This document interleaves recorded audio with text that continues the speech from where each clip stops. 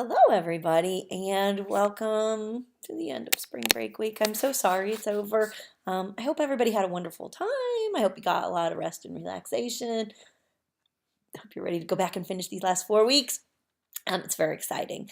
So, as promised, threatened, whatevered, I need you to watch this and pay attention to a few tips about your capstone essays and what's coming up and what you can expect to do on Tuesday, our day out of class, but not out of touch. So I did respond to everyone's capstone essays. Everyone who turned one in will find it in the Dropbox or the assignment Dropbox with feedback on it. You should see comments throughout the essay as well as at the very end. Sometimes it's after the works cited page, sometimes it's before, whatever, but you'll see a whole paragraph of commentary left on there.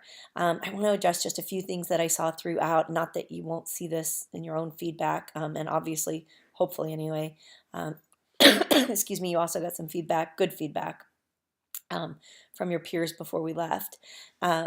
In general terms, what seemed to be lacking the most, generally, was the overview of the controversy. A lot of you just kind of want to dive right in without giving the reader some time to think about what it is that matters and why it matters, that this is a timely issue, that this is something relevant, that this is something that we can all connect to in some way or another.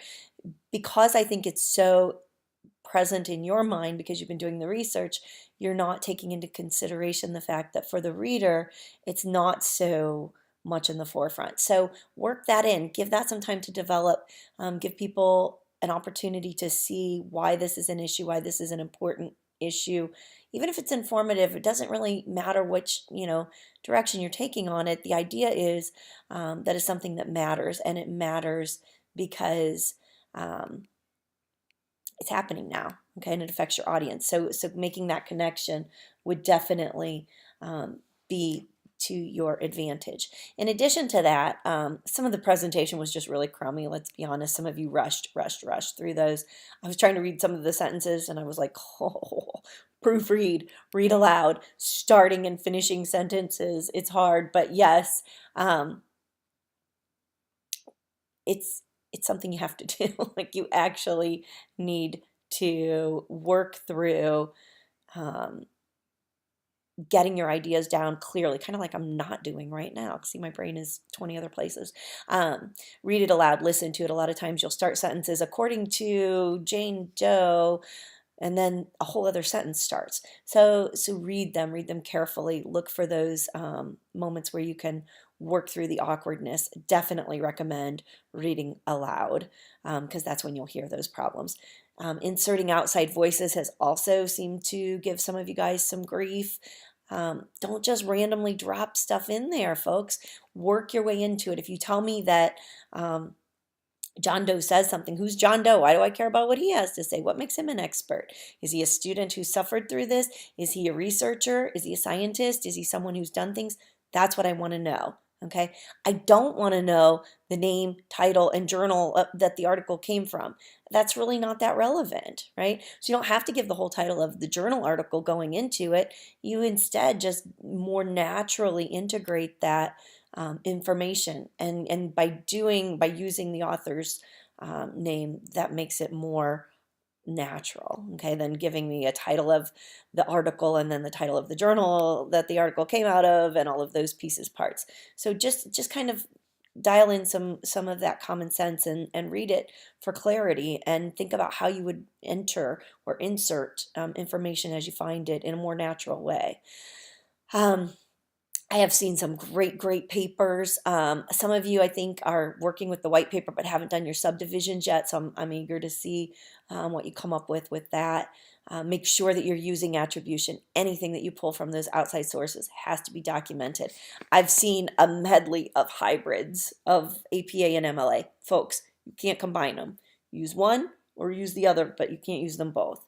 Okay, so in-text citations for MLA, look them up. You use the author's last name parenthetically. APA citations, you use the author's last name parenthetically with a comma and the year, but you don't use a year in the parenthetical in MLA. Look it up. Let's see, what else? Develop. Okay. Give me reasons for offering this information and give me some connections. Keep synthesizing those details, relating the significance of the items that you're presenting. Be careful not to fall into those logical fallacy traps. Guys, don't oversimplify solutions. We haven't solved global warming on our own yet, so I'm pretty sure you're not going to have a quick fix, but make it connectable for your reader. What can we do or what can be done? All right, and not an oversimplification.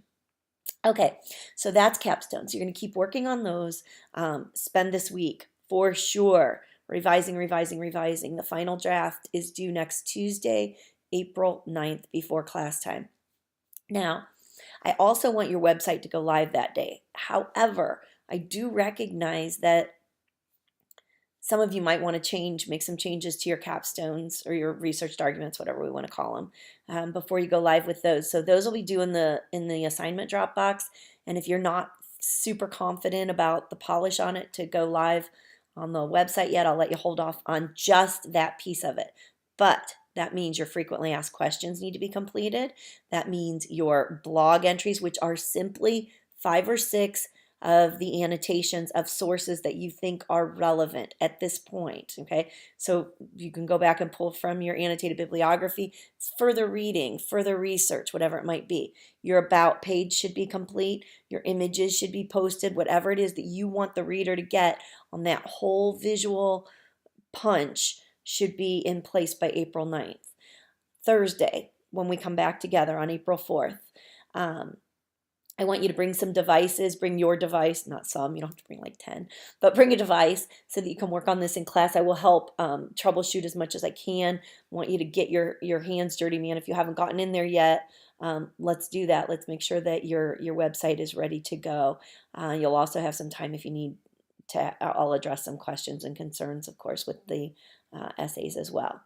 One more thing, and I promise I'll shut up. The curiosity campaign is going to start when we go back too. So I'll probably give over the assignment when we get back. But what I need you to start thinking about is this. What are the concerns of your community? And by community, that could be campus community. So that could be the University of Akron. Is it parking? Is it Aramark? I know a lot of you are very concerned about that. Is it housing? What is it? Okay. Maybe you want people to be more concerned about sexual assault. Maybe you want people to be more concerned about drinking or vaping or drugs or whatever it is, whatever information you want to spread. If you're on the high school campus, what is it that is important there? Is it parking? Should seniors have preferred parking? Is it recycling? Is it time in and out of school? I don't know. Grades, ACT, I don't know, what does your target audience care about? And then when we get back, we're going to start working. We'll spend these last few weeks getting your voices out there, really letting you see what it is to be heard inside your community and making a difference. And I'm super excited about it, of course. They've been so good in the past, and I know this will be no exception. You guys will be no exception. Okay, if you need me, I will have my computer.